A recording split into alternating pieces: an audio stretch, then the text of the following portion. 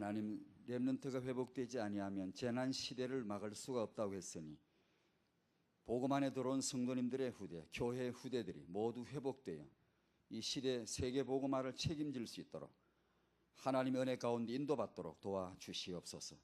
이 시간에 하나님께 의탁드리오니 하나님의 중요한 계획을 이루시옵소서. 예수님의 이름으로 기도하옵나이다. 아멘. 이사야 9장 말씀 여시겠습니다.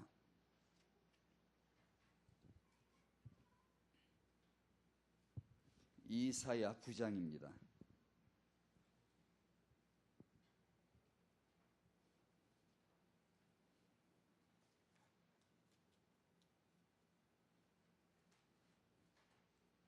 (9장) 1절에서 7절까지 보겠습니다.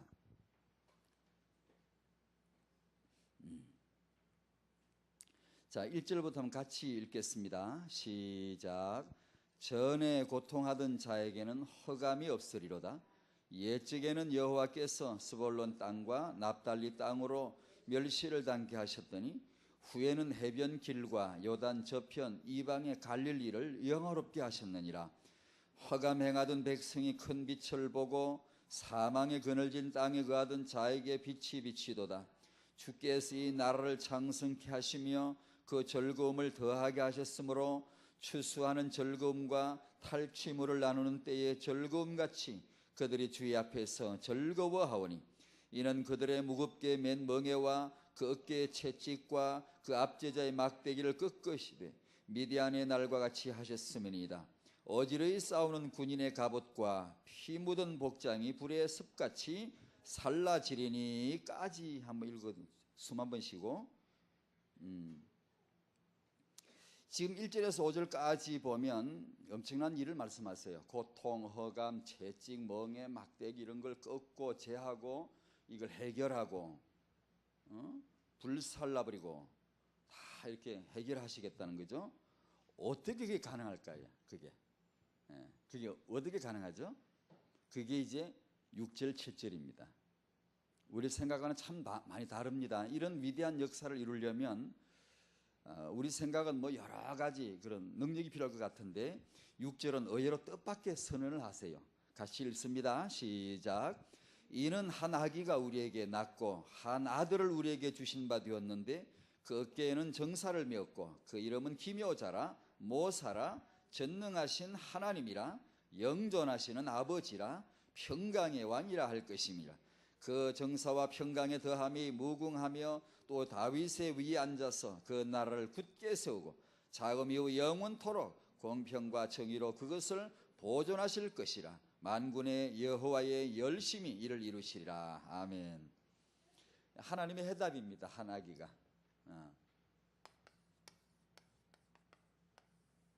그래 우리도 아기 잘 키워야 됩니다. 아기 잘 봐야 됩니다.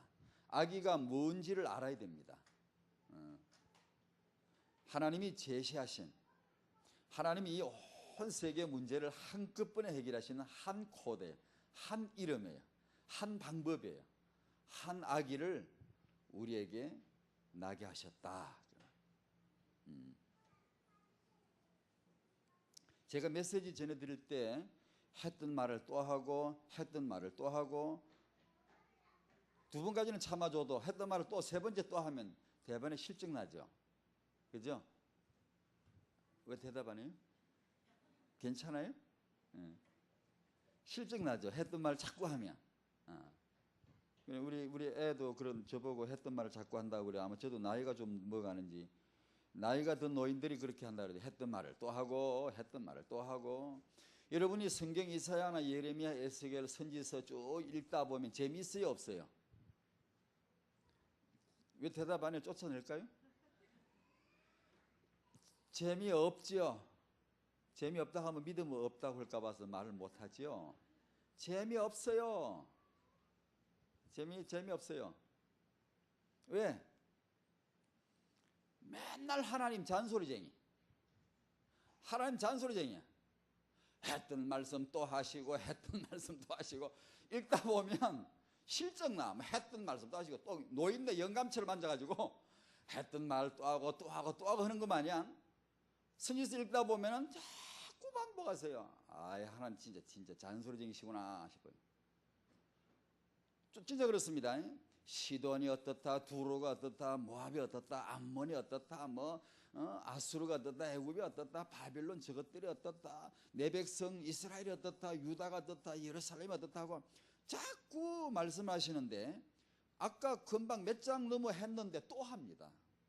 아까 모압 뭐라 하셔놓고 또 몇 장 넘기면 또 모압이 어떠고 저떠고, 시돈에 대해서 아까 말씀하신 또 시돈이 어떠고 저떠고 자꾸 반복하세요.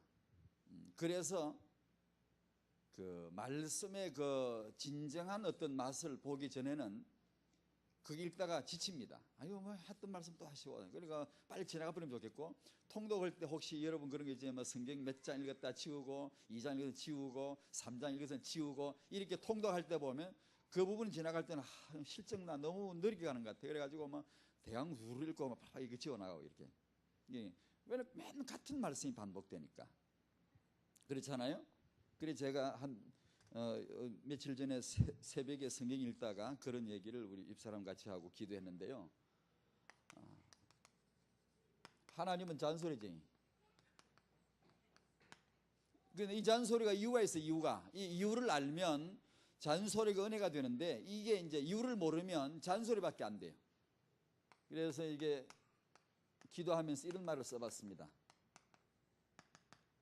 그렇다 치지만 하나님, 정말 우리가 조상 대대로 제사나하고 귀신이나 숨길 줄 알고 우상 숭배가 바른 줄 알고 죽은 조상의 제사하면 최고의 효라고 생각하는 그런 문화 속에 태어나고 자란 사람이 하나님을 모르는 거, 하나님을 반역했다, 그렇다 치지만 제가 하나님 그렇게 기도했어요. 그렇다 치지만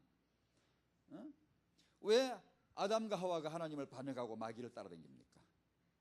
왜 함이나 저런 그 불신한 불경건한 그런 가문의 자손에서 니므롯이 나오고 함이 나오고, 그것들이 막 이렇게 적그리스도 행세를 하고 이렇게 하는 것은 그렇다 치지만, 근데 이게 왜 정말 경건한 성도의 후대가 왜 타락합니까? 때로 왜 다윗의 아들 솔로몬이 잘 나가다가 말년에 가서 그렇게 아주 그냥 미친 듯이 그렇게 됩니까?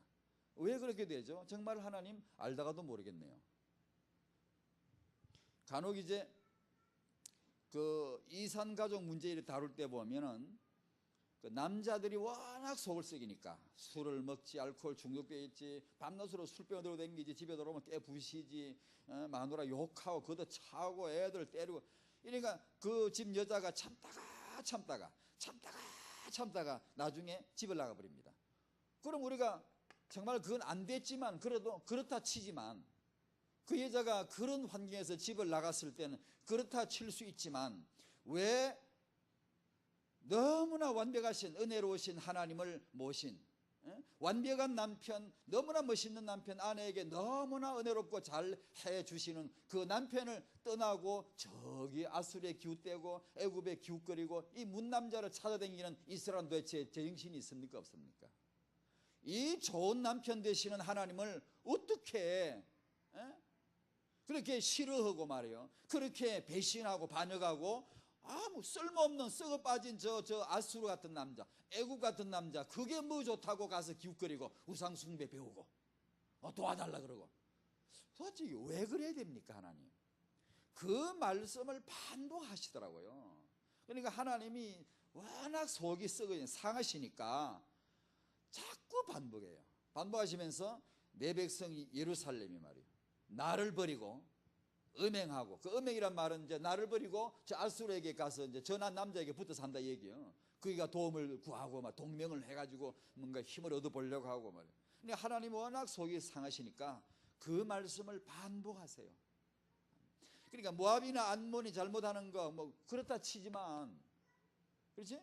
그것들이 언약이 있나, 은혜를 받아봤나, 하나님의 능력을 경험해봤나, 그렇다 칠 수 있지만, 하나님의 은혜도 경험하고 능력도 경험하고 언약도 받았고 성전도 있었고 예배도 해봤고, 아니 왜 그런 예루살렘이 왜 그렇게 그 하나님을 버리고 다른 데를 찾아다니는지 참 이거 모르겠어요.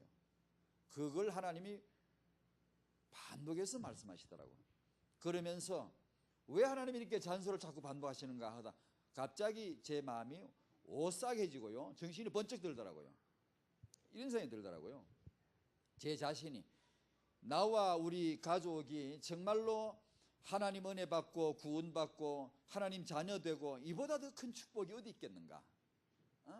우리가 이렇게 구원받고 하나님의 은혜 안에 들어와 있는 것이 얼마나 감사한 줄 알고 오늘도 무릎 꿇고 감사하며 겸손하게, 아무리 위대한 사명, 위대한 비전, 믿음 좋네 어쩌네, 성경 깨달은 어쩌네도요, 하루아침에 돌변해가지고 거지처럼 앉아가, 영적으로요 거지처럼 앉아가지고 쓰러져 버린 사람이 굉장히 많아요. 어떻게 될지를 아무도 몰라요, 여러분요. 그래서 어제 주일날 우리가 하나님의 교회에 나올 수 있다는 것 하나만 가지고도 하나님의 은혜다라고 여기셔야 됩니다. 내가 힘이 있어 나온 게 아니에요. 내가 뭘 똑똑해서 나온 게 아니에요. 내가 뭐 깨달은 것 같고 내가 뭐 세계 복음화 비전을 받은 것 같고, 그게 전부 다 온전히 하나님의 은혜인 줄로 믿습니다. 은혜가 아니면 정말 할 수 없어요. 그리고 은혜가 아니면 겸손하게 우리가 은혜를 높여드리지 않으면 언제 어떻게, 솔로몬도 보세요. 예루살렘 변하는 거 보세요. 우리도 언제 어떻게 될지 모른다. 정말로 무릎 꿇어야 되겠더라고요. 하나님 정말로 겸손하게 오직 은혜입니다. 이것이 내 잘난 게 하나도 없고 이건 전부 다 하나님의 은혜입니다. 은혜입니다. 그러면서 두 번째 이런 기도를 했습니다. 그러자면 우리 마음과 생각에 은혜가 담겨야 되는데, 하나님이 나에게 행하신 일들이 기억이 서로 나야 되는데, 그리 은혜 생활이 되고 신앙이 되고 사람이 뻔뻔스럽지 않지요. 그래야 되는데, 그러려면 어떻게 해야 되나? 성령의 역사로 기억하게 하는 역사가 있어야 돼요. 성령은 오직 그거 하나 하시려고 오신 분이에요. 예수께서 하신 일을 기억나게 하시려고, 예수께서 하신 말씀을 우리 마음에 심어주시고 기억나게 해주시려고, 그거 전담 사역으로 오신 분이 성령이시니까. 우리가 성령 근심케 하고 성령 소멸케 해가지고는 신앙생활 제대로 할 사람이 아무도 없습니다. 아무도 없어요. 그 생각이 들더라니까. 그래서 하나님이 하도 잔소리를 반복하셔가지고 왜 자꾸 이렇게 반복하시는가 싶으면, 이 잔소리가 이유가 있구나. 우리가 정말 하나님의 은혜인 줄 알고 겸손하게 무릎 꿇게 만들고 경고를 자꾸만 주는 게, 메시지를, 경고 메시지를 주는 거예요. 나도 그렇구나. 내가 정말 은혜 안에 감사하고 겸손히 성령을 의지해야 되겠구나. 그런 생각을 했었습니다.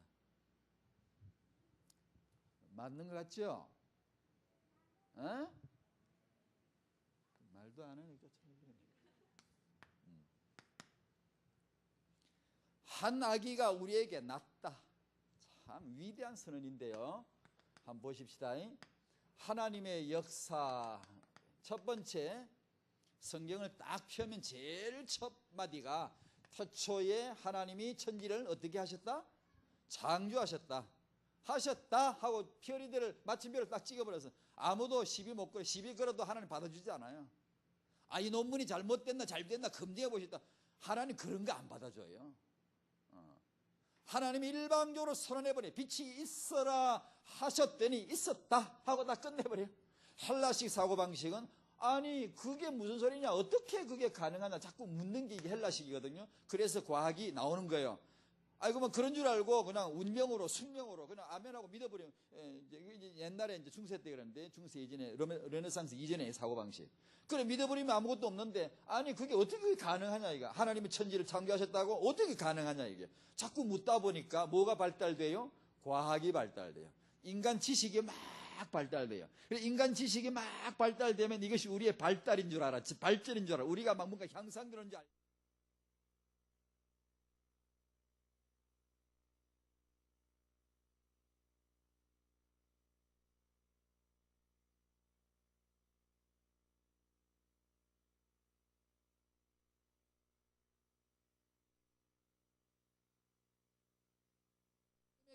큰 능력, 행하신 능력이 창조의 능력 역사의 능력.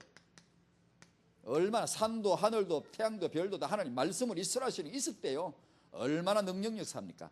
그러나 이보다 더 큰 하나님의 역사가 뭐냐 하면 하나님의 성육신입니다. 다르게 표현해 볼까요? 아기로 오신 하나님. 이것을 우리는 복음이라 그럽니다. 이것은 하나님이 뭘 하시는가, 하나님의 행동을 보는 것이고, 하나님이 뭘 하셨냐? 하늘을 만드셨구나. 하나님이 뭘 하셨는가? 땅을 만드셨구나. 여기는 뭐죠? 하나님이 누구시냐예요. 우리가 하나님이 행하신 거 어이구 대단하다. 입이 쩍쩍 벌어지고 있는데 그 하나님에 대하여서 예수 그리스도에 대하여서 아는 그것은 우리의 능력이 되질 않아. 내 생명과 상관이 없어요. 예수 그리스도 하나님 그분이 자신이 누구신가를 아는 이것이 곧 복음이 돼요. 복음. 철저하게 답은 복음 안에 있어요. 어떤 사람이 기도가 안 된대요. 내가 한때는 은혜 체험을 했는데 요새 기도 안 되는데 근데 기도 좀 잘 되게 도와달라고 기도 좀 해달라고 그래요. 답이 뭘까요?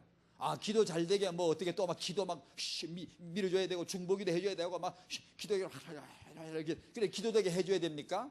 아니요. 복음으로 돌아가야 돼요. 복음에서 기도를 찾아내지 않고 기도를 배우면은 그게 이제 이상해져 버리는 거예요. 기도는 다 합니다. 중도하고 유교 신자도 하고 불교 신자도 하고 이슬람 다 합니다. 모든 사람은 기도해요. 문제는 복음의 기도냐, 복음이냐, 복음이 아니냐 말이에요. 그러니까 사람이 문제가 있으면 복음에서 답을 찾고 기도하려면 복음을 아는 것만큼 배워지는 게 기도지. 복음은 요만큼 알고 기도는 요만큼 세게 하려고 그러니까 이상한 짓을 하는 거죠. 복음은 요만큼 하는데 헌신을 이따만큼 하려고 그러니까 체면 자기 이름 걸고 하려고 그러죠. 그러다가 나중에 빡 넘어지죠. 경쟁으로. 교회 직분은 경쟁이 아니잖아요. 그러니까 복음으로 예수 그리스도에 대하여서 하나님의 행하신 일에 대해서 아는 게 아니고 하나님 자신을 알라. 예수 그리스도 자신을 알라. 그분을 내가 영접하는 게 구원이지. 그분에 대하여 내가 뭐 그분이 뭐 오병이어로 뭐 떡에 만들어 다 먹이신 거 그 역사 그거 본다고 내가 구원 받습니까? 백날 그거 봐도 옆에 봐도 구원 안 받습니다. 그 예수님을 내가 마음에 영접해 드리면 누구든지 구원 받습니다. 하나님이 행하신 최고한 일이며 신비, 최고의 신비 성육신, 최고의 능력 성육신. 하나님이 오시는데 어떻게 오신다? 아기로 오신다. 구약시대 하나님이 일하시는 방법 아시죠? 예를 들면 저기 뭐 일이 생겼다 그러면 하나님이 어떻게 누구를 보내죠? 천사 보내죠. 천사 심부름 사자 천사니까. 예를 들면 루시퍼가 반역을 해가 하나님의 대들었다. 이러면 이제 루시엘 천사장이 반역을 해가 사단이 됐다 그러면 하나님이 누구를 보내죠? 하나님이 가가지고 이 자식 너 정신이 있어? 멱살 잡고 한번 흔들고 지옥에 탁 쳐박아 넣어버리면 끝나지. 그런데 하나님이 그런 거 손댑니까? 지저분하게 더럽게 쪼잔스럽게. 하나님이 가서 그런 거 시비 걸고 와서 멱살 흔들고 이렇게 하시겠습니까? 반드시 누구를 보내죠. 누구를 보낼까요? 미가엘을 딱 보내잖아요. 유다서 1장 7절 8절 9절 보세요. 그게 뭐 이런 말씀 나와요. 모세 시체를 놓고 이 마귀가 와가지고 막 이게 시비가 붙어서 가져가려고 그러고. 그러니까 하나님이 어디 가세요? 미가엘을 보내가지고 상대하게 못하게 하자잖아요. 그러니까 렘넌트 운동이란 말은요, 사단의 렘넌트 운동, 세상의 불신한 거인들하고 싸워야 되는데 하나님이 대신 싸워주지 않아요. 천사들이 대신 싸워주지 않아요. 성도들의 후대들 중에 인물들이 나와야 돼요. 렘넌트들이 나와서 이 인물끼리 싸워야 돼요. 후대는 후대끼리, 천사는 천사끼리, 천사장은 천사장끼리 맞서기 이렇게 싸움을 붙여요. 하나님이. 성육신, 천사를 늘 보내서 일을 하신 하나님이 왜 하나님이 직접 천사들 가만히 있거라 내가 이제 나갈게. 하나님이 직접 오셔야 될 일이 뭘까요? 무슨 일이 그리 급하시길래, 뭐가 그리 중요하시길래 하나님이 직접 육신으로 오시겠다는 겁니까? 복음이죠. 복음. 그죠?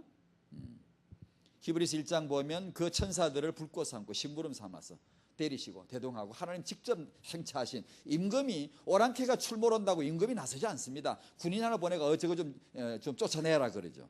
어떤 반란군이 생기면 반역죄를 역모해가지고 왕궁을 뒤엎으려고 누가 반역을 하면 임금이 나서서 그 진압하지 않습니다. 장군 진압군 보내가지고 어제 다 진압시켜라 그렇게 하시지. 그런데 이건 뭐죠? 하나님이 직접 오시는 겁니다. 직접 몸으로 아기로 임신되어져서 태아로, 하나님이 태아로, 하나님이 영유아로, 하나님이 젖먹음이 자라시고 하나님이 소년으로, 하나님이 30살로, 하나님이 그 몸으로 십자가에. 우리가 이 아기를 뭔 줄 아시나요? 저 몰랐고요. 물론 몰랐고요. 이 시대에 그게 잘 몰라요. 왜 우리가 아기를 낳아 키우는지 잘 몰라요. 하나님이 아기로 오셨고 아기로 자라셨다는 사실을 깊이 기억해야 돼요. 이 다음 세계복음화를 위한 하나님의 해답도 역시 아기예요. 후대입니다. 후대.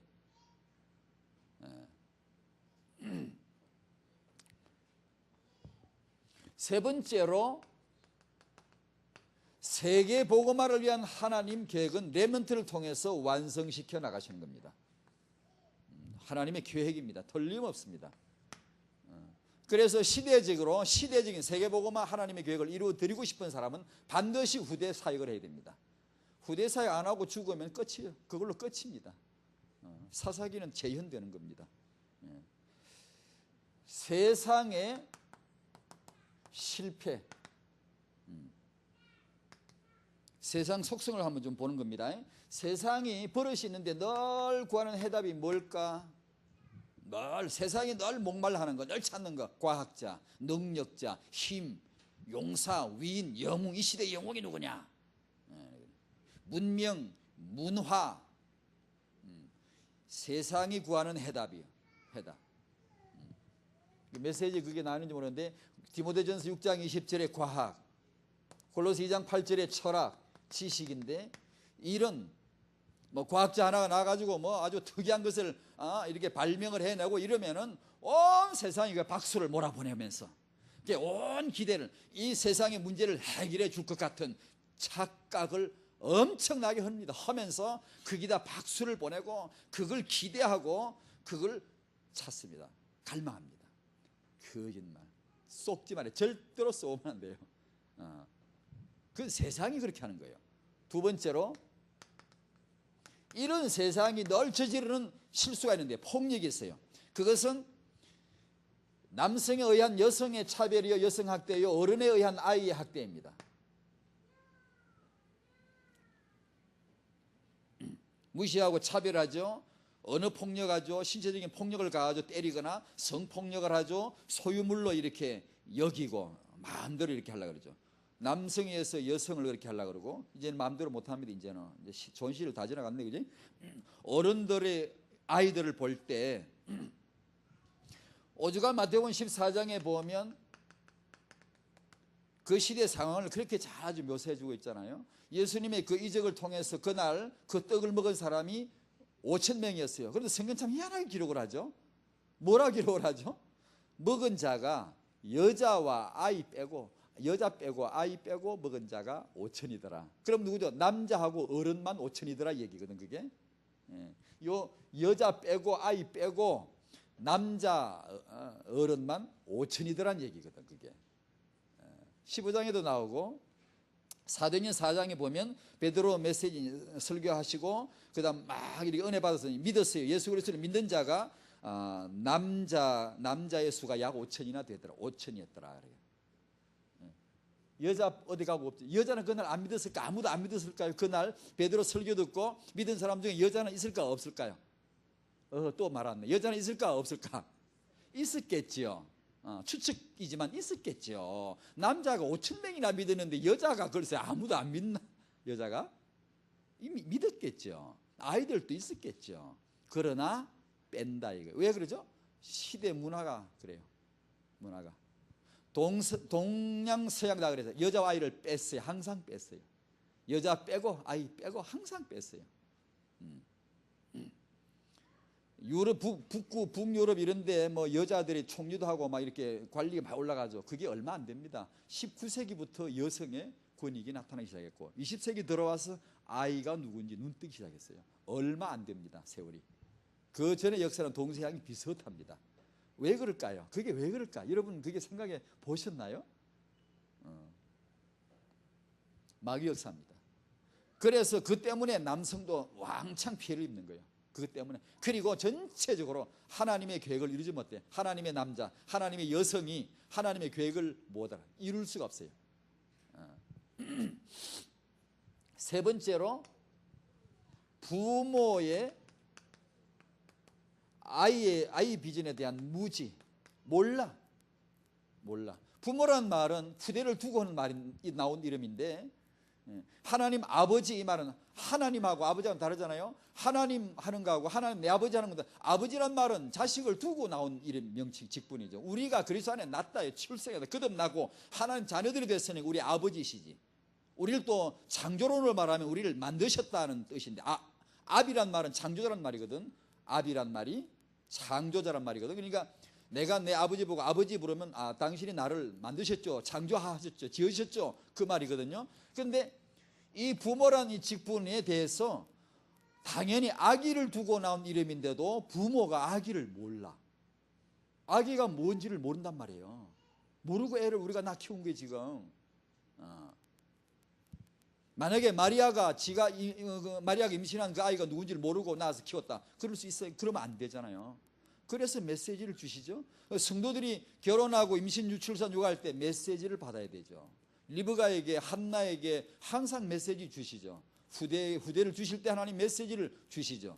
이유 있는 후대들, 하나님의 계획 속에 들어와야 될 후대들을 주실 때는 반드시 말씀을 주시죠. 우리가 강단에서 메시지를 받아야 되죠. 내가 이 말씀 때문에, 이 하나님의 언약 때문에 내가 결혼해야 됐구나, 내가 이런 하나님의 말씀의 계획 때문에 내가 애를 베야 됐구나. 그게 와야 된다니까. 그게 아무렇게나 할 일이 아니라 그 말이지.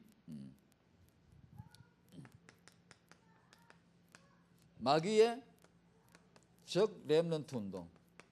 이 적이란 말은 안티란 말입니다. 안티, 이 대적, 이 반대편에서는 안티, 원수 역할하고 그런 거, 맞서는 거, 안티. 요새 안티 사이트 많죠. 뭐 누구 나오면 안티 나오고 그런데 그런 하나님 아버지가 아들을 보내셨죠. 그 아들, 하나님이 보내신 아들을 통하지 않으면 전부 가짜입니다. 지식도 가짜고 해답도 가짜고 전부 가짜입니다. 아들을 통하지 않은 모든 것은. 그러면 사단이, 용이라 그러죠. 사단이 누구를 통해 역사하죠? 안티 크라이스트를 통해 역사해요. 즉 그리스도를 통해 역사해요. 그리스도가 여기 세상 우리 역사하시면 마귀는 뭘 하냐? 즉 그리스도를 통해 역사해요. 즉 그리스도를, 안티 크라이스트라 그러죠. 그러면 당연하죠. 하나님의 세계복음화를 위한 하나님의 중대한 계획이 렘넌트 운동이다 그러면 당연히 마귀는 안티 렘넌트 운동을 하겠어요, 안 하겠어요? 합니다. 성경을 보세요. 쫙 나와요. 마귀는 후대에 대해 관심이, 침을 질질 흘리고 관심 많아요. 간단하게 말씀드리면 마귀의 후대 사역, 창세기 4장의 가인이죠. 마귀가 공들여 키운 자기 똘마니입니다. 마귀의 사역자입니다. 마귀가 아벨을 죽이는 게 아니고 가인에게 메시지를 줘서 메시지를 딱 손에 쥐어주면 가인이 예 하고는 물을 충성하겠습니다 딱 받아가지고는 가서 마귀의 메시지대로 아벨을 쳐서 죽이는 거죠. 그러니까 마귀는 공들여서 누구를 키우면 된다? 후대 하나를, 가인 하나를 키우는 거예요. 명백하게 지금도 역사합니다. 그렇게. 그리고 창세기 6장에 보면 네피림들, 그게 바로 마귀의 공들여 키운 후대들입니다. 그죠? 이거는 아무것도 아니에요. 진짜 무서운 게 뭐냐면 이 후대를 조직화하는 거예요. 그게 이제 창세기 9장 10장에 나와요. 니므롯이란 걸출한 이 마귀의 똘마니를 통해 가지고 바벨탑 운동을 하죠. 실력자 모여라, 과학자 모여라, 능력자 모여라, 문명자 모여라, 늙은이 뭐 젊은이 애 다 모여, 남자 다 모여라, 모아가지고 집단을, 공동체를 이루면서, 유니티 공동체를 이루면서 힘을 합쳐가지고 바벨탑을 하나 쌓고 우리 이름을 내자, 여호와를 대적해 버리자. 하나님 뭐 우리 맞짱 뜨자, 뭐 저가지고 우리 뭐 어떻게 할 수 있어? 우리가 계속 이렇게 힘을 키우는데 이게요 무서운 겁니다. 이게 여러분 잘 아시죠? 조폭이 무서운 이유는 하나 둘 흩어져 있으면 순한 양 같은 사람들이에요. 그러나 이 악동들이 둘이 모이면 1+2, 1이 2가 되는 게 아니고 1+1이 100이 돼버려요. 힘이 막 악을 행할 용기가 충천하고 백배하고 막 힘이 길러져가지고 이 조직이 되면 엄청나게 가수가 붙는단 말이에요. 평소에나 이렇게 약한 사람도 조직이 들어가면 지가 강한 척하고 막 덤벼요. 그처럼 유니티는 무서운 거예요. 하나님이 남자하고 여자 하나하고 딱 만들어 놓고 둘이 결혼해라, 이게 조직이 되라는 거죠. 유니티 해라. 공동체가 돼가지고 힘을 합쳐가지고 하나님의 뜻을 이루라는 거예요.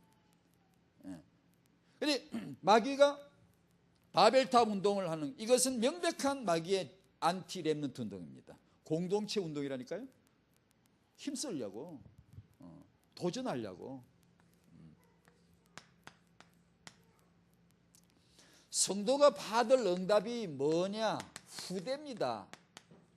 여러 가지가 있죠. 후대만은 아니지만 성도가 받을 좋은 응답들 중에 후대 응답을 우리가 받아야 되겠습니다. 앞으로 결혼할 분들, 젊은 부부들, 앞으로 후대 이렇게 손주 볼 분들 정말 기도해야 돼요. 반드시 우리 성도님들 후대 응답 받으시기 바랍니다. 잘나고 못나고 차이가 아니고요, 이 하나님의 계획을 봐야 돼요. 언약을, 하나님의 언약, 그분의 연 말씀, 비전, 이유, 내가 이것이 내 응답이라, 내 축복이라는 것을 발견하는 눈이 열려야 돼요. 그것이 중요해요. 뭐 육아학자, 교육학자 이거 말고요, 이걸 먼저 중요해요. 그걸 한번 설명해 보십시다. 첫 번째로 빨리 우리가 돼야 될 게 있어요. 빨리 청년들, 젊은 부부들, 우리 또 조부모님들 손주 봐야 되니까, 이런 분들이 이 하나님의 아기 비전하고 후대 계획하고 빨리 통해야 돼요. 이게 통해야 돼. 뭐가 통해야 된다고. 이게 뭔가 하나님은 눈하고 내 눈하고 맞아야 되고, 뭔가 사인이 맞아야 되고. 마태복음 19장 보면 제자들은 이게 안 통했어요. 뭐 예수님에게 아이들이 이렇게 나옵니다. 쫓아납니다. 예수님은 그렇거나 내게 와야 될 자가 오고 있고, 만나야 될 자에게, 자기에게 정말 가야 될, 예수님이 어딜 가야 됩니까? 불상 앞에? 저 유교 앞에? 예수님이 가야 되거든. 아이란, 인간이란 후대라는 거예요. 그런데 그 아이들이 예수님에게 지금 오고 있습니다. 예수님은 축복할 준비를 하고, 야, 아이들이 오는구나. 축복하려고 하는데 누가 탁 가로막았죠. 제자들이 가로막고, 어른들 노는데 애들은 가라. 이거. 니들이 지금 이 어른들 판에 뭐 애들이 뭐 하겠다는 거야. 니들이 저리 가. 다 가. 꾸짖고 막 나무래고 막 쫓아내고. 예수님하고 안 통한 거예요. 예수님이 제자들을 꾸짖었습니다. 꾸짖었단 말이에요. 꾸짖었단 말은 무슨 말인지 알아요? 이걸 모르면, 하나님 비전하고 안 통하면 맨날 꾸짖는단 말이에요. 우리 기독교사가 마태복음 19장을 재현하고 있었거든요. 지금까지요. 우리가 뭐 아이들을 사랑하는 것 같죠. 우리가 주일학교 사역을 잘한 것 같죠. 실상은 자세히 엄밀하게 진짜 냉정하게 따져보면 예수님에게 나오는 어린애들 가로막고 금하고 용납하지 않는 역할을 얼마나 많이 했는지 몰라요. 교리적으로, 사역 구조적으로. 어른들 예배 잘 드리기 위해서 애들은 따로 모아놓고 이렇게 애들은 가라는 거 아니에요. 애들은 예배가 안 되는 줄 알고, 애들은 예수님에게 나가면 뭐 축복 못 받아서 이렇게 말씀 못 듣습니까? 우리가 그걸 모르고 어른들 예배 방해 안 되게끔 아이들을 관리하잖아요. 이게 마태복음 19장이라니까 제자들의 그 잘못을 재현하고 있다니까 지금도. 그렇잖아요. 부모가, 우리가 참 이게 우리가 진짜 너나 할 것 없이 다 회개해야 되는데요. 우리 부모가 이게 뭘 잘 모르면, 통하지 않으면 꼭 그렇게 합니다. 예수님, 아이들이 지금 예수님께, 내가 애를 낳았지만 사실 그 애가 예수님께 가야 되거든. 가야 되는데. 근데 부모가 그걸 막고 못 가는 거예요. 부모가 막아가지고. 우상 숭배자 때문에 못 가고, 뭐 불신앙 때문에 못 가고 다 못 가는데, 심지어 우리 믿는 사람도, 믿는 부모라도 이 비전이 없으면 잘 많이 막습니다. 많은 경우에 막습니다. 우리 아이들이, 후대들이 예수님에게 축복받는 그 일을 못하도록 막는 게 굉장히 많습니다. 그래서 참 부모 노릇이 쉽지 않은 거지만 진짜 은혜 받아야 되겠더라고요. 이제 이거 진짜 깨닫고, 우리가 뭐 은혜 받았네, 뭐 신앙 좋네, 어쩌네. 근데 진짜 이게 은혜 받아야 돼요. 내가 은혜를 받았으면 이 부분으로 와야 돼. 이 부분으로 내가 은혜를 정말 받았으면 남편이 좋아져야 돼. 남편으로 내가 남편이잖아. 남편. 내가 은혜를 받았으면 아버지가 향상돼야 돼. 근데 은혜를 받고 막 좋은데 이 아버지가 뭔지는 아직도 모른단 말이에요. 동맥경화처럼 이게 뭐 핏줄이 가다 딱 묶여버린 것처럼 못 간단 말이에요. 이게 그 자양분이 은혜의 그 자양분 영양가가 아버지에게 빵 가야 된다. 아, 그렇구나. 내가 이 복음이 나로 하여금 이렇게 아버지가 되게 하고, 아, 이런 아버지의 비전을 가지게 하는구나. 이렇게 와야 되는데 다른 데는 다 잘 가는데 이상하게 아버지 가는 길, 어머니 가는 길 여기만 가다 보면 혈관이 삐죽 이렇게 붙어가지고 그냥 이게 동맥경화라, 이게 뇌졸중이라, 그냥 정신이 없어요. 뭐가 뭔지를 몰라 우리가요. 부모님이 뭔지 내가 이런 걸 모른단 말이에요. 그러니 그걸 은혜를 받아야 된단 말이에요. 두 번째로 대대로 최소 단위는 3대고 대대로 영적인 명문가를 한번 기획해 보자인데, 젊은 우리 청년들이나 젊은 부부들에게 도전 드리고 싶어요. 이거 한번 꿈꿔보세요. 꿈꿔보세요. 하나님이 주실 응답입니다. 분명히 이제 세계복음화의 중대한 문을 우리 앞에 딱 지금 열어놨는데, 그 다음 여러분이 받을 응답이 이게 세대화입니다. 가문화인데 틀림없어요. 여러분의 후대가 복을 받을 겁니다. 받을 텐데 누가 복을 받냐, 이걸 깨달아야 돼요. 이 언약이 와야 돼요. 우리가 받은 복음과 세계복음화 비전이 우리 당대로 잔치하고 끝날 게 아니고 반드시 지속돼야 되는데, 세계복음을 위한 하나님의 완성은 렘넌트 계획인데, 운동인데 반드시 이 후대를 통해 지속돼야 되는데, 우리 성도님들의 후대들부터 회복되는 것은 욕심인가요? 그게 과한 사치스러운 욕심인가요? 우리 성도님들의, 우리 후대들이 회복되고 복을 받고 세계복음화 현장의 리더로 나서는 게 너무 사치스러운가요? 너무 겸양해서 다 내버릴까요? 그게 하나님 뜻일까요? 아닙니다. 저와 여러분들 성도님들의 후대들이 만배나 더 축복을 받을 수밖에 없는 하나님의 당위성의 계획 속에 들어와 있음을 믿으시기 바랍니다. 정말 믿어야 됩니다. 놓치지 말아야 돼요. 놓치지 말아야 돼요. 영적인 명문가에 대해서는 다음 또 있으겠어요. 조금 소개해 드릴게요. 동서양 막론하고 명문가가 있어요. 명문가란 말은 위인 하나를 말하는 게 아니에요. 아, 이 시대에 누가 영웅이더라, 위인이더라, 그거 말고 계속 인물이 나오는 걸 말해요. 이건 어떻게 보면 쉬워요. 한 인물이 딱 빠져나고 막 이게 난세에 등장해가지고 막 타이밍이 맞아가지고 막 놀랍게 역사해가지고 위인 칭호를 받을 수 있어요. 그러나 문제는 그게 가문이 지속되느냐, 이게. 그건 굉장히 어려워요. 이거는요, 자기 실력으로 되지만 요거는요, 또 다른 뭐가 필요해요. 이탈리아 가면 메디치가가 있어요. 명문가가 있듯이 한국에도 조선사를 보면 서해 유승용 씨, 퇴계 이황, 다산 정약용, 이런 이제 그 사람들은 인물이 우리가 이름을 대면 알만한 이름들이지만 사실 그 개인보다 더 중요한 게 있어요. 그 집안의 명문가를 알아야 돼요. 계속 1대, 2대, 3대, 4대 계속 이어서 인물이 계속 나오는 곡을 봐야 돼요. 그 뭐가 있어요, 거기에. 그런데 우리 젊은 부부들, 우리 조부모님들 이거 꿈꾸셔야 돼요. 영적인 명문가가 앞으로 나와야 돼요. 나올 겁니다. 우리가 복음과 세계복음 비전을 엄청난 축복을 받았는데 당연히 이게 이제 그 다음 응답이 제2의 응답이 요겁니다. 앞으로 이게 이제 이어져야 돼요.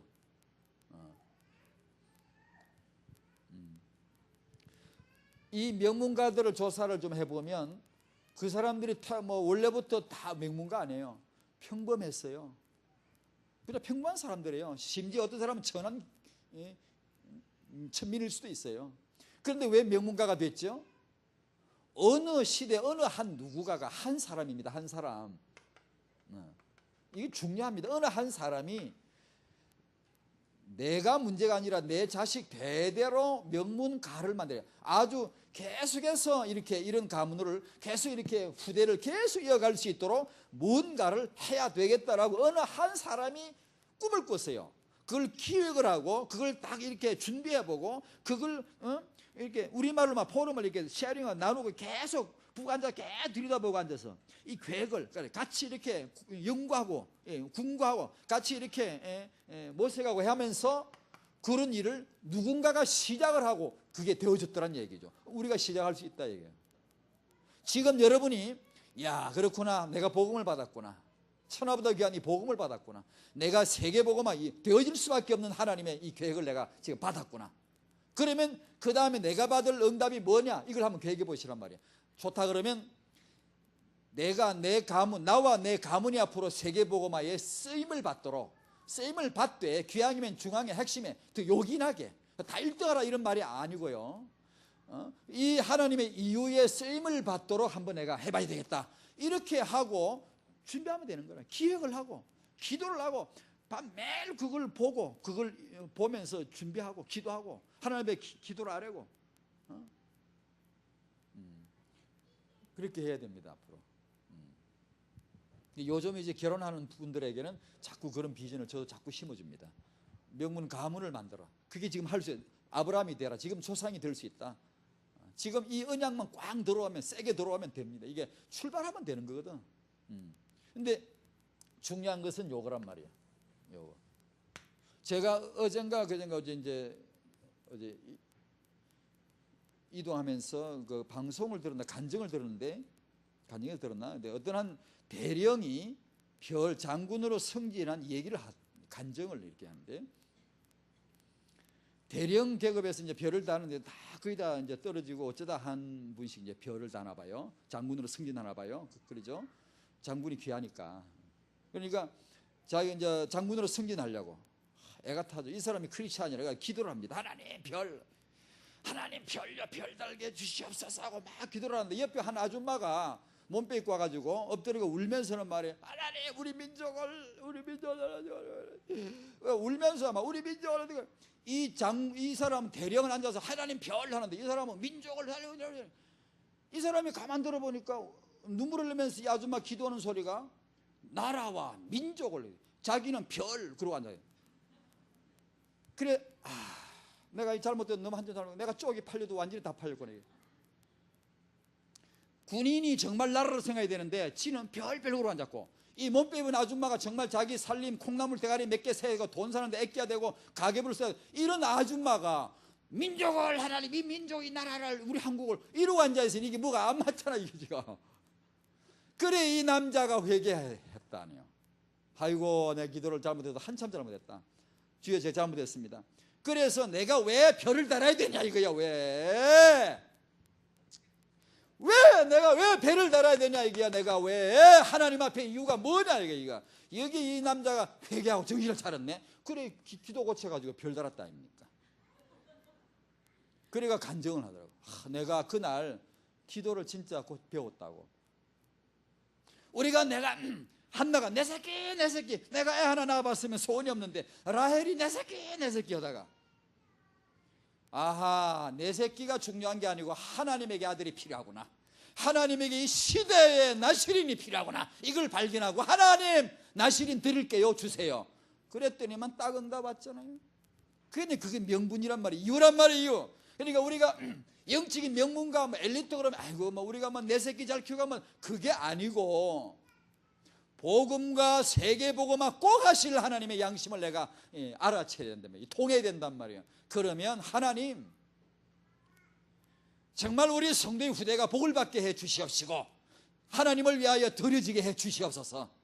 깨끗한 양심으로 기도가 나온단 말이에요. 담대하게. 내 새끼니 좀 이 병이 아니고. 아멘? 아멘? 믿습니까? 부흥사처럼 해야 큰 소리를.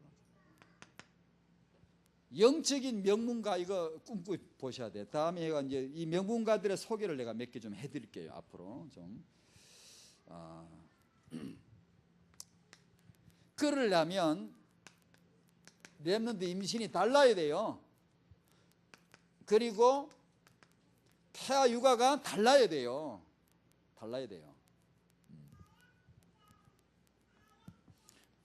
미래 성부수로서 이 후대를 이렇게 내던져야 되는데 그렇게 하려면은 청년들의 결혼 준비가 달라야 돼요. 이러면 기성세대 책임이에요.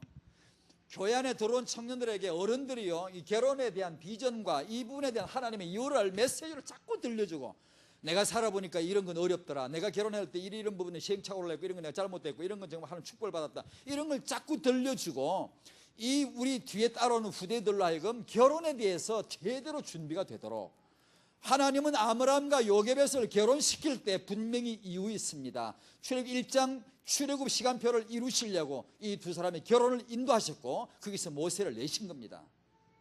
그러니까 이 결혼이 준비가 되도록 기성세대, 젊은 결혼 안 해봤는데 어째 합니까? 아기를 안 낳아봤는데 청년들이 어떻게 합니까?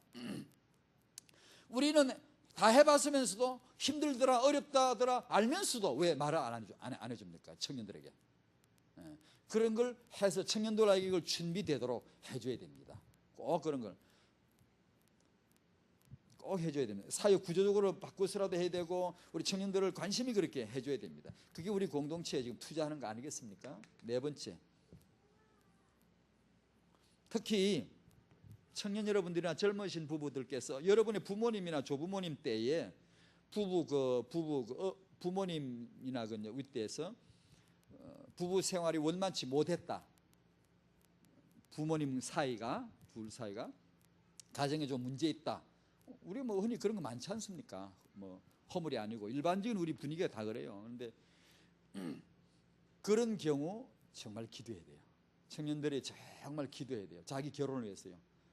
자기 결혼 비전을 보도록 진짜 기도에 들어가야 됩니다. 그냥 멍 있다가 결혼하면 그 문제요 재탕됩니다. 나타나요. 그냥 나타나면 좋게 10배, 20배 나타난다니까요. 그러니까 꼭 기도해야 돼요. 자, 그 다음에 렘넌트 육아가 달라야 돼요. 이게 달라야 돼요. 분명히 차별화돼야 돼요. 이게 태아 육아라고 했으니까 요즘 뭐 태교란 말이 많은데 우리 너무 이렇게 산부인과 의사들이나 산과학자들, 대학 교수 몇 분들, 뭐 한양대 박문일 교수나 뭐 이런 그런 몇 사람들, 교육학자들이 막 떠듭니다. 태교가 떠듭니다. 맞습니다. 맞는데 대부분 이 사람들이 떠드는 그 아주 막 감동적으로 떠드는 이유가 전부 다 거의가 아니라 100% 다 그래요. 생물학적 발견 때문에 막 감동을 해요. 아, 태아가 이렇다 하더라 저렇다 하더라, 뭐 태아가 다 알아채리더라. 아, 태아들이 다 이렇게 다 메시지 받더라, 뭐 어쩌더라. 이걸 이제 발견하고 거기에 대한 감탄이에요. 막 충격적으로 막 발표를 하고 뭐 이게 막 그럽니다. 그럼 예전에 그런 과학이 이런 기기가 발견되기 전에는 몰랐나요? 이전부터 이건 알고 있었어요. 태교 신기는 그때 이 산과학이 없어도요 많이 그런 얘기를 했어요.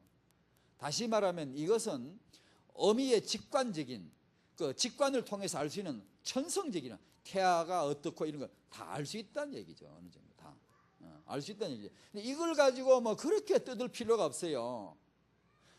태아가 하나님의 형상이다. 태아가 영적인 존재다. 이 태아가 하나님의 세계복음화의 중요한 계획이다. 이건 정말로 흥분해야 됩니다. 정말로 감탄해야 됩니다. 이게 감탄해야 됩니다. 하나님이 한 아기로 오셨대요. 여러분 감동도 안 받잖아. 지금 눈만 멀뚱멀뚱 하시고 아마 태아가 어쩌다 가더라 기계를 대보고 진찰해 보니까 태아가 막 신기하더라 그러면 이러면서 이런 거는 진짜 영적인 비밀에 대해서는 감동을 안 받잖아요. 지금도. 그러니까 우리하고 세상하고는 수준이 다릅니다. 차원이 틀려요. 무시할 필요는 없지만 그것 가지고 그렇게 뜯을 것도 없습니다. 뭐 그러려니 해야죠. 시편 139편은 벌써 예전에 그 잉태의 모습과 잉태의 과정을 그렇게 다 말씀하고 있잖아요. 육아,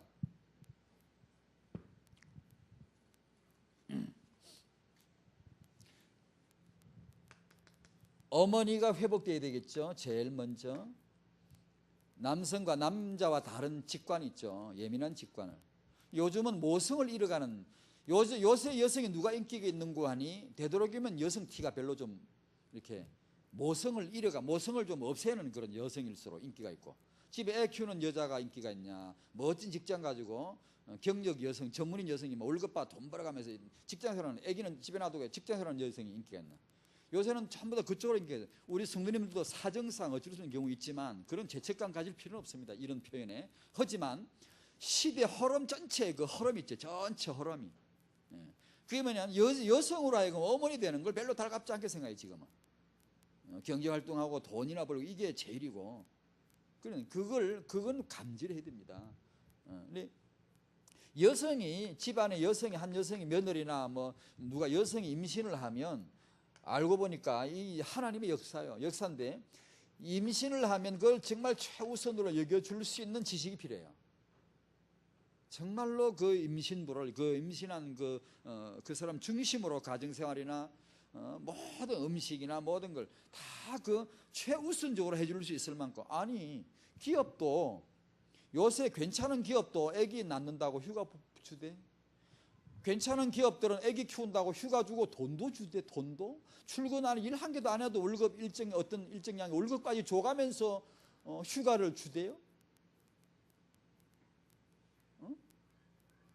그게 우리가 말하는 후대 비전을 가지고 한 건 아니겠지만 사회복지 차원이겠지만 그렇게 배려를 한다 이게 여성의 임신과 여성의 육아를 배려한다 이거예요. 그럼 우리는 어떨까지가? 우리는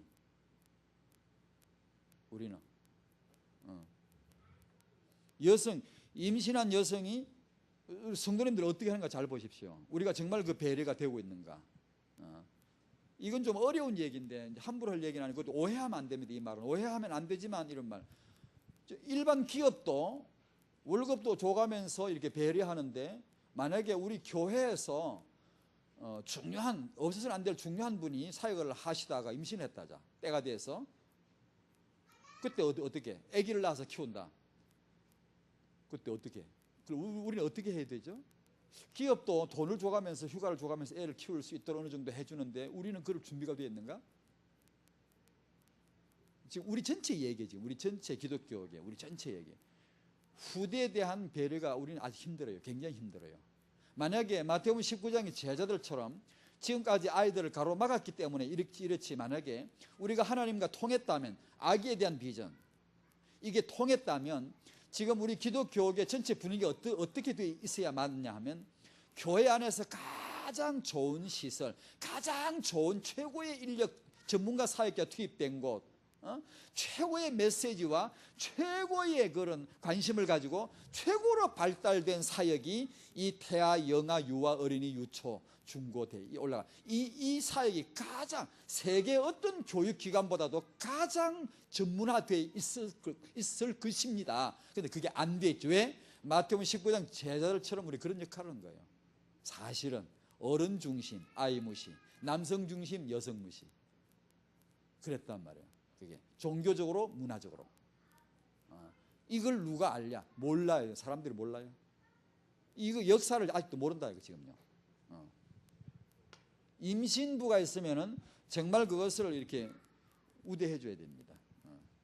그러다가 임신한 며느리가 고기를 칙 기들고 뭐 까불고 뭐 이렇게 고자설 해가지고 막 그러면 안 되겠지만 그럴 사람도 없는데 그런 뜻은 아니겠지만 그 다음에 아버지 회복.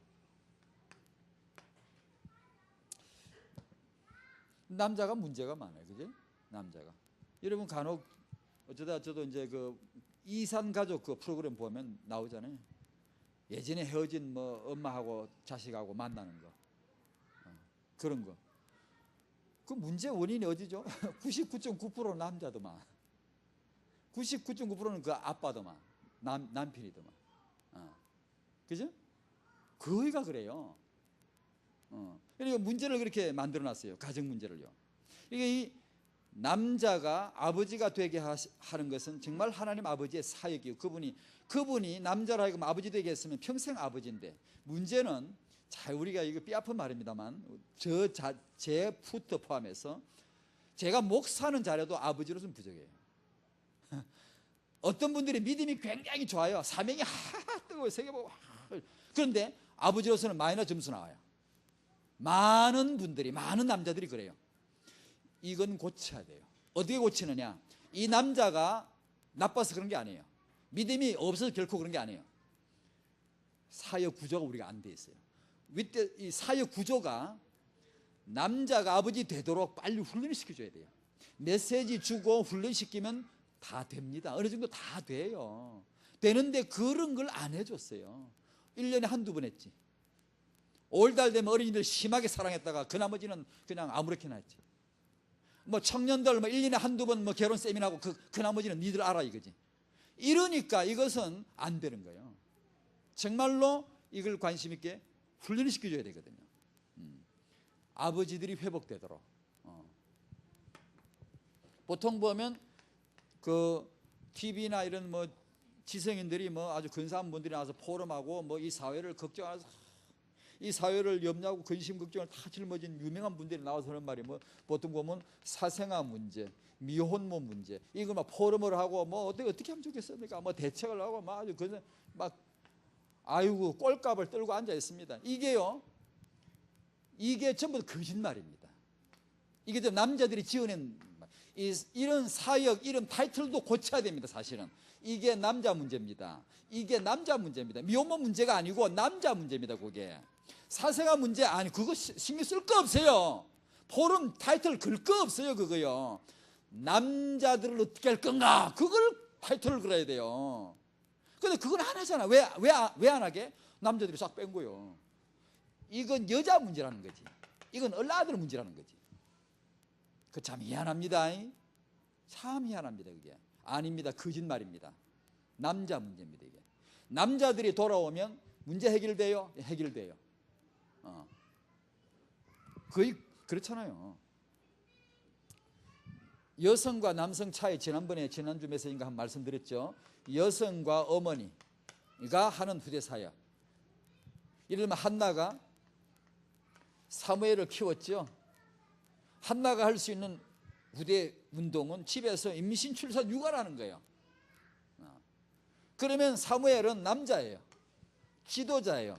남자가 할 수 있는 후대 운동은 대사회적이에요. 대국가적이고 대교회적이고 바깥으로 보통 남자가 바깥으로 도니까 그것은 본래 그런 거예요. 그건 나쁜 게 아니에요. 여러분 남편이 밖으로 싸돌면 당연하게 여기셔야 됩니다. 이게 이런 차이가 있죠. 이런 차이를 우리가 인지해야 됩니다. 그래서 여성들은 천하 없어도요 남자보다 더 한 걸음 더 임신, 출산, 육아에 더 바짝 응답을 받아야 돼요. 그건 여성의 특권이니까요. 여성이 할 수 있는 후대 운동이니까요. 그리고 남성들은 주로 바깥 요게벳이 집에서 임신, 출산, 육아를 해서 모세를 교제. 모세는 국가 일을 하잖아요. 나가서 광야에서 후대 운동을 하잖아요. 렘넌트 운동 했잖아요. 자, 그걸 인지를 해야 되고 그럼에도 불구하고 남자들에게 저도 남자입니다만 남자들에게 말씀드립니다. 그럼에도 불구하고 남자들은 좀 더 외적이란 말이에요. 여성에 비해서 외적이란 말이에요. 또 사역적이란 말이에요. 바깥적이란 얘기죠. 그럼에도 불구하고 우리 남자들이 이제 이걸 알아야 되겠더라고요. 제가 뭘 알겠습니까? 저도 이제 이런 사례를 조사해 보고 제가 많이 회개하면서 야 진짜 이런 걸 나도 못 봤구나. 그런데 그런 것인데 뭔가 하니 이런 차이가 있음에도 불구하고 남자들이 아이들의 육아나 자기 자녀들의 교육에 대해서 아내에게 책임을 씌워놓고 다 덮어 씌워놓고 나중에 때가 되면 책임 추궁이나 하는. 어느 날 집에 돌아보니까 애가 뭐 이렇게 잘못하고 있다. 그러면 대뜸이라도 여보 아니 당연히 집에서 맨날 애들하고 같이 뭐 한 거지? 애들 이렇게 도대체 뭐 한 거요? 이런다는 말이에요. 책임을 이게 아담한테 육아책 몇 개 하나 사줘놓고 여보 읽고 애들 한번 키우는데 그래놓고 한 1년 2년 지나다 나중에 아니 집에서 맨날 애 키우는 애를 왜 이렇게 해놨냐고 이렇게 한단 말이야. 그럴 수가 많아요. 우리 남정네들이. 그러면 안 된다는 얘기예요. 다시 말하면 이런 차이에도 불구하고 남자가 자녀 육아나 교육에 적극적으로 개입을 해야 된다는 얘기예요. 역할을 꼭 해줘야 된다는 얘기예요. 아무리 바빠도 제가 다음에 좀 소개해드릴 그런 이제 퇴계 이황이나 서해 유성룡 씨나 이런 다산 정약용 씨 같은 이런 사람들 보면 이 사람들이 나라 일이 바쁘고 공무가 아주 바쁜데도 자기 자식들의 육아와 교육에 대해서 얼마나 열성이 아니고 그걸 훨씬 넘어서 거의 광적이요. 우리나라에서 가장 극성스러운 엄마들이 어디게? 대치동 엄마들. 서울의 대치동 엄마들 그럽니다. 대치동 엄마 가장 자녀 교육에 그 엄마들 오늘도 아침에 자식들 차 태우고 오늘 학교를 돌아다닙니다. 정말 극성스러운 엄마들이 거기 대치동 엄마들. 뭐 자기 반에 뭐 일단 잘하는 공부하는 애 이 학원 갔다 가더라면 반드시 애를 그 엘리트 공부 잘하는 애들 사이에 반드시 끼워넣습니다. 엄마가 할 줄 그게 몰고 다니는 애를 막 태우고 다니고요. 차에서 밥에 음식하고 막 되는 오직 그게 매달 대치도 엄마들. 대개 이황은요, 유성룡은요, 다산 정약용은 대치도 엄마 뺨칩니다. 세 발에 피어. 대치도 아줌마들은 그 아버지들에게 세 발에 피어. 되지도 못해요. 그만큼 이 남자들이 아버지가 자녀 육아와 교육에 대해 얼마나 광적으로 관심을 가지고 이렇게 매달는지 몰라요. 그걸 보고 얼마나 저 놀랐는지 몰라요. 저도요. 우리 아버지들이 소홀히 하면 안 돼요. 정말로 아버지 역할을 해줘야 돼요. 그걸 이제 자료를 통해 배우셔야 돼요. 좀 이렇게. 아버지. 그 다음에 할아버지, 할머니 회복돼야 돼요. 할아버지, 할머니가 연세가 드시고 할 일이 없어 그냥 노인정이나 왔다 갔다 하는 그런 퇴물이 아니고 더 녹슨 지성을 닦고 더 기도하고 더 메시지 받고 훈련 자꾸 받으면서 이 할아버지는 누가 되게 하실게요?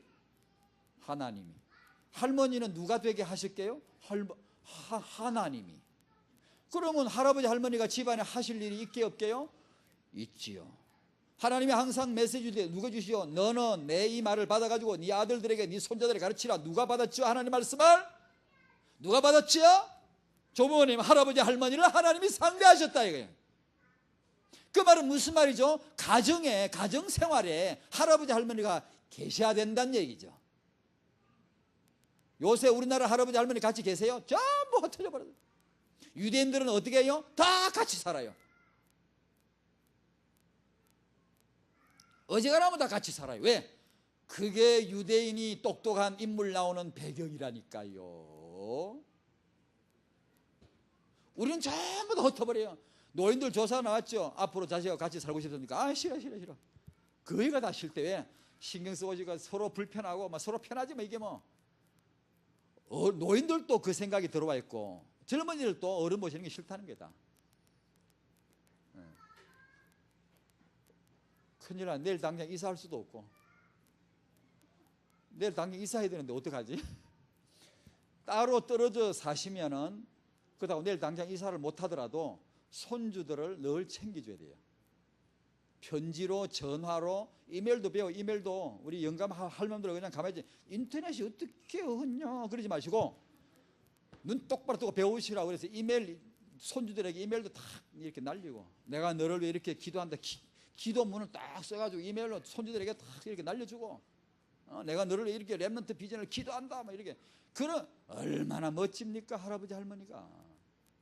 그렇게 해서라도 하여튼 할아버지 할머니가 살아나야 돼. 회복돼. 왜냐? 하나님이 할아버지 할머니 유익게 만들었는데 우리는 전부 다 노인정도에게 저 종로삼가 탑골공원 영감 할머니들 전부 그 뭐가 짝이런 비둘기처럼 해고 완전 구구구구 전부 다 그러라고 있는 게 아니고 집에 손주들 무릎에 앉혀가지고 성경 읽어주고 기도해주고 너가 왜 태어난 줄 아느냐? 하나님의 세계복음화를 위한 하나님의 계획이란다. 이런 얘기를 할아버지가 할머니가 계속 들려주고 그거라고 할아버지 만들어줬더니만 전부 탑골공원에 전부 노인정에. 유치원 선생님들 다 쫓아내야 돼요. 할머니 여러분들이 하셔야 돼요.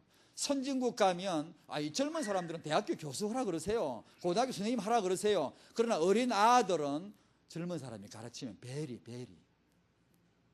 베린다고. 학교에서 배운 거 그게 되면 아이고 천만에 만만에 콩떡 얼레리 꼴레리. 아기를 낳아보지도 않은 처녀들이 유치원에 선생님을 어떻게 한다오? 선진국 가면 전부 다 어린아이 교사는 누가? 노인들이 하고, 대학에 가면 전부 다 새파란 젊은 사람들이 교수하고, 후진국 가면 전부 어린아이들 누가 가르치나? 처녀들이 와가지고. 아기 유치원 보내는 엄마들도 처녀 선생 원한다? 나이 많은 선생님이 있으면 싫어. 바보. 제일로 교육이 되어질 진짜 교육기관은 영유아, 태영유아 시기입니다. 유치원 시기입니다. 이때 누가 해야 됩니까? 교사를. 복음을 가지고 있고 세계복음 하나님의 이유를 가지고 있고 또 실력도 갖추고. 그럼 나는 육아에 대한 교사 자기 실력이 없는데 그러면 도우미 하면 안 됩니까? 앞으로 렘넌트 공동체 세워가지고 할아버지 할머니들 다 모여 그러면 영감 할머니들 불이 나게 뛰어야 돼요. 와서 도우미하고 봉사하고. 왜냐 손주 아이들 쓰다듬고 위해서 기도해주고 도우미해야 돼요. 할아버지 할머니 손길을 잘 받은 아이들은 정서가 좋아요. 엄마 아빠가 땡땡땡땡 그리고 키운 애는요 정서가 바닥이 얇아요. 그러나 할아버지 할머니 손을 거친 애들은 정서가 일단 좀 푸근해요. 여유가 있어요. 그 좋은 육아를 우리가 다 놓친단 말이에요. 하루에 하면 전부 다 쫓아내. 대화 흩어져가지고. 이거 안 돼요. 이거 회복해야 된다고요. 시간 많이 가서 육아 노트 빨리 해버리자. 자, 예배. 아이고 이거 우리가 참 안 된 분들은 지금부터 하면 되고 이제는 안 된 분들은 지금 고치면 되고. 예배가 육아 환경이다. 예배보다 더 좋은 육아 환경은 없다. 그러니까 가정에서 예배가 되어지게 하고 교회에서 예배가 되어지게 하자. 그죠? 하나님을 경외하게 하고 부모를 공경하게 하는 걸 가르치자. 젊은 우리 청년들에게 이제 말씀드릴게요. 교회는 당연하고 교회 이게 어르신들 이게 나이 드신 연세 드신 분들 이게 뵈면은 어떻게 해야 되냐? 다 너무나 당연하고 그러나 바깥에 나하고 전혀 상관없이 모르는 사람이 있더라도 연세 드신 분이 있으면 항상 내 부모님 뵙듯이 내 할아버지 할머니 뵙듯이 마음으로 그분에 가서 뭐 인사하고 뭐 그래 않더라도 모르는 사람이니까 마음으로라도 늘 그렇게 여기세요. 마음의 중심으로라도 늘 어른에 대한 공경심을 늘 가지세요. 하나님이 복 주십니다. 복 주세요. 옛날 마을은 그게 용납하는데 지금은 뭐 다 모르니까 한 걸음 나가면 노인 누군지 모르는 노인들이니까 너무나 젊은이들이 이제 이게 잘 안 되는데 아니 그걸 하셔야 돼요. 왜냐 세계복음화 나중에 세계복음화 쓰일 만한 후대들이 그런 걸 몰라가 안 돼요. 하나님 은혜 받으면 된다고요? 예, 은혜 받으면 되죠. 그럼 은혜가 뭘 하죠? 그런 걸 고쳐내는 게 은혜예요. 그걸 다듬어내요. 근데 그걸 못 다듬어내면 안 되잖아, 은혜가요. 그러니까 그런 것이 이미 갖추어져 나가면 남보다 훨씬 더 지도자로서 가까이 가버린 거죠. 보시죠. 세계적인 지도자는요, 딱 돼 있습니다, 이게요. 뭐 시간 안 지킨다든가, 뭐 약속 안 지킨다든가, 뭐 말을 헐레벌레 한다든가, 절대 그런 거 없습니다. 딱 돼 있습니다. 미국이나 영국 엘리트 대통령이건 경제계건요, 지도자들은요, 그 엘리트 나오는 데가 있어요. 출구가 있다니까요. 전부 이게 돼 있어요. 그냥 아무나 되는 게 아니란 말이에요. 세 번째로 존경심.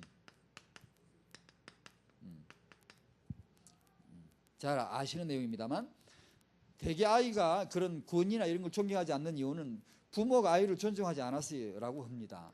그렇게 하대요. 그러니까 아이를 존중하는 그 말이면 후대를 알아야 되겠죠. 하나님과 통해야 됩니다. 그 다음에 엄격한 아버지, 부드러운 어머니. 조선에부터 많이 우리가 전해오던 얘기인데 여기서 강조드리고는 역할을 부모님이 분담해야 된다는 겁니다. 누군가 하나는 엄해야 된다는 얘기입니다. 누군가 하나는 부드러워야 된다는 얘기죠. 두 분 다 막 호랑이 눈을 해가지고 있으면은 애가 있을 데가 없죠. 그래서 나가서 또래 하더라고 휩쓸려서 그냥 집에 잘 소속감이 없고 바깥으로만 돌라 그러고 두 분 다 그냥 개방적이라 그렇게 좋아 걔 하나 뭐 두 분 다 잃어버리면 애는 이제 뭐 완전 방종이 되다시피 이제 막 놀겠죠. 그러니까 이정숙 씨라고 있어요. 서점에 가면 말과 대화에 대한 전문 그 서적을 많이 쓰는 사람이 이정숙 씨라는 사람이 있어요. 근데 이 사람이 이런 주장을 하더라고요. 엄부가 아니고 아버지를 부드러운 아버지로 자부 엄모로 자기는 주장을 하더라고. 주장하는 이유를 대더라고. 통계치 내고 조사한 걸 쭉 대는데 근거 있더라고요. 아마 요즘 시대가 많이 바뀌어 그런가 봐요. 조선 시대하고 많이 다른. 지금 시대는 아버지가 오히려 부드럽고 자녀들하고 대화를 터는 거예요. 자꾸만 말을 많이 하고 대화를 많이 터주고 이렇게 하고 어머니는 경찰 역할을 하는 거죠. 좀 엄하게. 조금 악역을 맡는 거예요. 조금 엄하게 해주고 이렇게 했을 때 이제 각양 역할을 이렇게 다르게 한 여러 가지 케이스를 조사를 했는데 그 케이스가 그 아이들이 가장 자신감 있고 도전심 있고 이게 리더로서의 그릇을 갖추어 가더라. 그 통계치를 냈더라고. 일리가 있는 것 같더라고요. 하여튼 둘 중에 한 분은 역할을 꼭 맡아줘야 된다. 엄하고 부드럽고 그런 걸. 그런데 아이가 안정감이 있다네요. 이상입니다. 우리는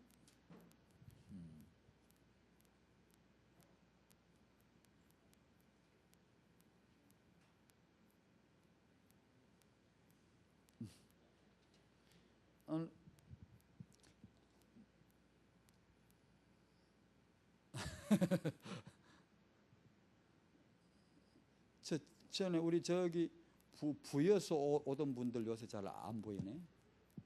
부여서 오는 분들. 아침에 추워도 달랑달랑 준비해가지고 월요일날 이 메시지대로 일찍 오세요. 이 집사 고 집사 빨리 깨워서 이렇게 챙겨가지고 같이 데리고 오세요. 오늘 캠프 있구나. 그래서 목사님도 안 계시고. 어디? 바쁘시네. 토요일날 그 찬양 축제 했죠? 축제 하시고. 예, 기도합시다. 하나님 감사드립니다. 우리 청년들에게 참 우리 이 후대들이 너무나 중요합니다. 후배들이 중요합니다. 이들의 결혼이 하나님의 정확한 인도 속에 정말 놀라운 축복 속에 이루어질 수 있도록 하나님이 도와주시옵소서. 잘 은혜의 말씀을 받을 수 있도록 도와주시고, 모든 부부, 부모님, 우리 조부모님들에게 정말 이 세계복음화를 위한 하나님의 계획인 후대를 우리도 알게 도와주시고, 우리도 깨닫게 하시고, 우리도 언약으로 붙잡게 하여 주셔서 가정마다, 우리 교회 후대들마다 회복되는 축복을 받는 역사가 일어나게 하여 주시옵소서. 감사하며 예수님의 이름으로 기도하옵나이다. 아멘.